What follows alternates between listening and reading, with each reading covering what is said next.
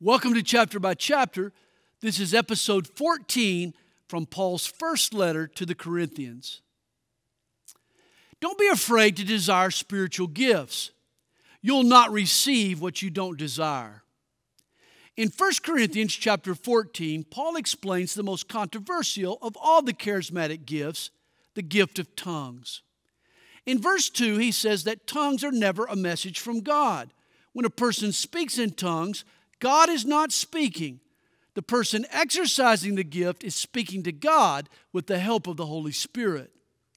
In verse 16, tongues is referred to as our giving of thanks or our praise to God. There are times in my devotional life when words are not enough to express the depths of emotion I feel toward God. The only language I know is English, and my vocabulary is limited. But God knows all the linguistical patterns since the beginning of time. His vocabulary is infinite. In my frustrating moments, God can give me words that I don't understand, but words that eloquently express the feelings of my heart. My awkward adoration is replaced with fluent praise. The gift of tongues is primarily intended for a person's private life. Paul exercised this gift, but not in the public assembly of the church.